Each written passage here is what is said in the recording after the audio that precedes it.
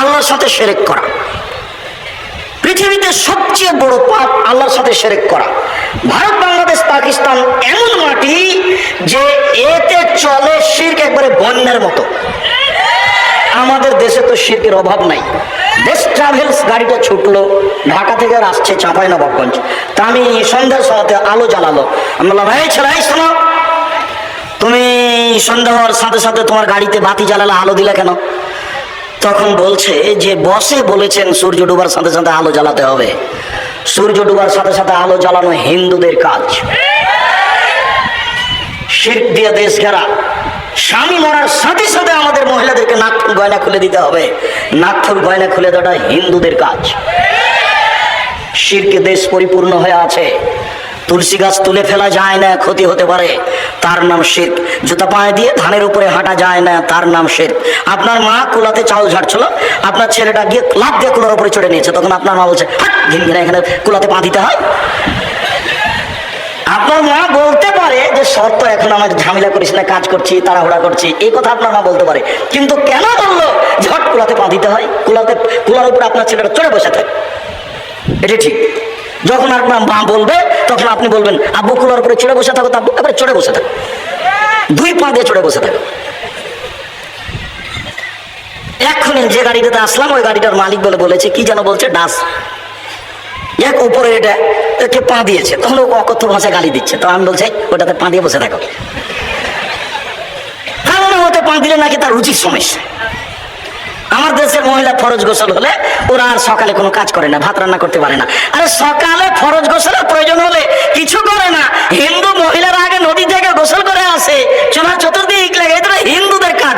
আমরা কি করে এটা নিলাম যে আমাদের ফরজ গোসল প্রয়োজন হয়েছে, তাই আমরা কোনো কাজ করতে পাবো না, সিম গাছ থেকে সিম ছিঁড়তে পাবো না, বেগুনের গাছ থেকে বেগুন তুলতে পারবো না, রান্না বান্না করতে পারবো না। এবার শিরকে ডুবে আছে দেশ। দিনেশপুরে এক বাড়িতে আছে হেডমাস্টার। তো হেডমাস্টার সাহেব বলছেন, আব্দুল রাজ্জাক সাহেব, একটা কথা, আমার চৌকি থেকে নিয়ে বারান্দা পর্যন্ত, চালিতল পর্যন্ত যে চট বিছানো আছে, কেন জানেন? জি ভাই, তা তো বুঝতে পারছি না কেন যে আপনাদের চট বিছানো আছে চৌকি থেকে নিয়ে চালিতল পর্যন্ত। তো বলছে যে ফরজ গোসলের প্রয়োজন হয়ে গেলে, মাটির উপরে পা পড়ে গেলে মাটি অভিশাপ করবে, এই জন্য চট বিছিয়ে রেখেছি। তার নাম শিরক। হাত থেকে গিলেস পড়ে গেলে কুটুম্ব আসতে পারে, তার নাম শিরক। ঘরের উপরে কাক ডাকছে, কুটুম্ব আসতে পারবে, তার নাম শিরক। তারপরে বাচ্চা হয়েছে, রাতে বের হলে তাকে লাতে ধরে বের হতে হবে, নাহলে চোরাচুন্নি পাখি বাচ্চাকে ধরবে, এর নাম শিরক। আতর ঘরের পুরোটাই শিরক। এই ছেলে, তোমার দাদিকে, আপনাকে বলছে, আপনার মাকে বলেন তো যে বাচ্চা প্রসব হওয়ার সাথে সাথেই ওই বাচ্চার চোখে কাজল দিতে হবে এত কষ্ট করে কেন? আজ থেকে কোনোদিন কাজল দেবেন না, কোনো সমস্যা নেই। কেন তাকে 7 দিন ওইভাবে অপরিষ্কার কাপড় পরে বসে থাকতে হবে গোসল করা পর্যন্ত? বাচ্চা প্রসবের সাথে সাথে একবারে গরম পানি দিয়ে গোসল করে শাড়ি পরে থাকবে, দাঁড়ি শাড়ি। কেন 7 দিন ওখানে ওভাবে লুকিয়ে থাকছে? এ তো জাহিলিয়াতের যুগের নীতি। জাহিলিয়াতের যুগের নীতিতে ছিল এই, স্বামী যদি মারা যায়, স্বামী যদি তাকে তালাক দিয়ে দেয়, স্বামী মারা গেলে 1 বছর তাকে শোক পালন করতে হবে। কানটাতে একটা কুঁড়া ঘর বানিয়ে দেবে, কানটার দিকে একটা কি করে দেবে, কুঁড়া ঘর বানিয়ে দেবে, ছোট্ট ময়লা যুক্ত কাপড় পরে থাকবে 1 বছর। ওর জন্য প্লেট ভিন্ন, থালা ভিন্ন, গ্লাস ভিন্ন, ওটা থেকে ছুঁবে না, ওই উপর থেকে নিজে তাকে ভাত ঢেলে দেবে। এটার নাম শোক পালন 1 বছর, এটার নাম জাহেলিয়াত। এই দেশের মাটিতে কত জাহেলিয়াত আছে আর কত শিরক আছে। সমস্ত উপস্থিত বৈঠকের দিনই মুসলিম ভাই শুনুন, পৃথিবীতে সবচেয়ে বড় পাপ হলো শিরক। শিরক করলে আল্লাহর মানের হানি হয়। শিরক করলে অতীতের সব নীতি নষ্ট হয়ে যায়। 2, ওকুকুল ওয়ালিদাইন, পিতামাতার অবাধ্য চলা। পিতামাতার অবাধ্য চলা পৃথিবীর 2য় মহাপাপ। জিনা বড় পাপ, তবে পিতামাতার অবাধ্য চললে যত বড় হয় তত বড় নয়। 3, শাহাদাতুজ জুরে, মিথ্যা সাক্ষী। মিথ্যা সাক্ষীর ভিত্তিতে আপনাদের এলাকার বহু মানুষ চাঁপাইনবাবগঞ্জ জেলে 20 বছর থেকে আছে, নিজেও জানে না আমি কেন জেলে। জজ জানে না ঘটনা কি, উকিল জানে না ঘটনা কি। আপনি বাড়িতে দিন কাটাচ্ছেন, তাকে জেলে ঢুকিয়ে দিয়ে ও তার ছেলেটার মাথাতে একটু হাত দিতে পারে না আদর করে, ও তার মেয়েটার মাথায় একটু হাত দিতে পারে না, ও তার স্ত্রীর গায়ে একটু হাত দিতে পারে না। বছর বছর চলছে, জেলে আটকা আছে আপনার মিথ্যা সাক্ষীর কারণে। আপনি মনে রাখবেন, আপনি সাক্ষী এমন ভাবে রেডি করেছেন, সাক্ষী বলছে আমি তাকে 2 চোখে মারতে দেখেছি, অথচ যে জেলে চলে গেছে সেদিন রংপুরে ছিল, ও কি দিয়ে তাকে 2 চোখে মারতে দেখলো? এর নাম মিথ্যা সাক্ষী। পৃথিবীতে 3য় মহাপাপ হলো মিথ্যা সাক্ষী। রাসূল সাল্লাল্লাহু আলাইহি সাল্লাম বলছেন, পৃথিবীর মানুষ মনে রেখো, 7টা কাজে মানুষ ধ্বংস হবে, মানে জাহান্নামে চলে গেছে। এক, আল ইশরাকু বিল্লাহ, আল্লাহর সাথে শিরক করা। 2, কাতলুন নাস, মানুষকে হত্যা করা। 3, আকলুর রিবা, সুদ খাওয়া। সুদ খায় যারা জাহান্নামে যাবে তারা, মন মতো চলে যারা জাহান্নামে যাবে তারা। সুদ ঘুষ খায় যারা জাহান্নামে যাবে তারা।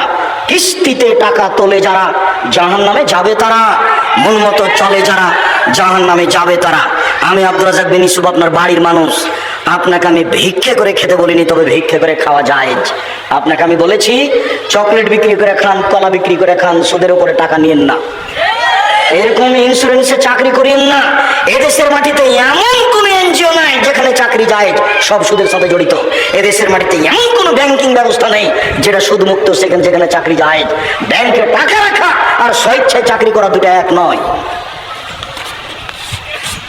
কথা 19-20 হওয়া খুব কঠিন আছে। কথা ফেরত নিতে হবে না সহজে। ভিক্ষা করে খাওয়া ভালো, শ্বশুরের কাছে যৌতুক নেওয়া ভালো নয়। ভিক্ষা করে খাওয়া ভালো, কিস্তিতে টাকা তোলা ভালো নয়। ভিক্ষা করে খাওয়া ভালো, সুদ খাওয়া ভালো নয়। সুদ চিরদিনের জন্য জঘন্য, নিকৃষ্ট, ন্যাক্কারজনক কাজ, যার ফলাফল জাহান্নাম। সুদ যে খায় সে একদিন ভিক্ষুক হবেই হবে। যে সুদ খায় তাকে একদিন না একদিন ভিক্ষুক হতেই হবে। হয় সে হবে, না তার ছেলে হবে, ভিক্ষুক হতেই হবে। সুদের পরিণাম নিঃস্ব। সম্মানিত দিনী ভাই বোন, রাসূল সাল্লাল্লাহু আলাইহি সাল্লাম বলেন 7টি কাজে মানুষ ধ্বংস হবে, জাহান্নামে যাবে। তার 3 নম্বর হলো সুদ খাওয়া। 4 নম্বর হচ্ছে আকলু মালিল ইয়াতীম, এতিমের মাল খেয়ে নেওয়া। 5 নম্বর হচ্ছে আত-তারাল্লি আনিস সাহাব, যুদ্ধের মাঠ থেকে পালিয়ে যাওয়া। 6 নম্বর হচ্ছে কাজফুল মুহসানাতিল মুমিনাতিল গাফিলাত, ভালো মানুষের উপরে অপবাদ দেওয়া, ভালো মহিলার উপরে অপবাদ দেওয়া। দলীয় কৌশলে, দলীয় ক্ষমতায় দাঙ্গাবাজি করে, ক্ষমতা দেখিয়ে, দাপট দেখিয়ে, স্বৈরাচারী, স্বেচ্ছাচারী, বদমেজাজি দলীয় দাপট একটা নিঃস্ব মানুষের উপরে বদনাম চাপিয়ে তাকে জাতির সামনে অপমান করেছে। বেটা, ক্ষমতা দেখিয়ে কয়দিন বাঁচতে চাও তুমি? ফেরাউন ডুবে গেছে। মনে রেখো, তুমি দাম্ভিকতা দেখিয়ে, দলীয় দাপট দেখিয়ে, ক্ষমতা দেখিয়ে, অর্থ দেখিয়ে, দাঙ্গাবাজি করে, জুলুমবাজি করে, দাম্ভিকতা দেখিয়ে, স্বৈরাচারী হয়ে, স্বেচ্ছাচারী হয়ে, বদমেজাজি হয়ে 1 মিনিট বাঁচার চেষ্টা করিয়েন না। ফেরাউন ডুবে গেছে। আপনারও নৌকা ডুবে গেছে, নৌকা উঠবে না বলে রাখলাম আপনাকে। যাকে অপমান করেছেন তার কাছে আজকে ক্ষমা নিতে হবে সকাল হতে হতে। তাছাড়া আপনার নৌকা ডুবে গেছে, তাহাজ্জুদ দিয়ে টিকতে পারবেন না, হজ দিয়ে টিকতে পারবেন না, কোন পথ দিয়ে টিকতে পারবে না। জুলুমবাজ যারা, দাঙ্গাবাজ যারা, মানুষকে অপমান করে যারা, মানুষকে জেল হাজতে দেয় যারা, দলীয় দাপট দেখায় যারা, তাদের নৌকা ডুবে গেছে, উঠবে না। নৌকা মহানন্দা নদীতে ডুবেনি, সাগরে ডুবে গেছে, যেখান থেকে উঠানো যাবে না। একটাই পথ, যার সাথে অন্যায় হয়েছে তার হাত ধরে ক্ষমা নিতে হবে।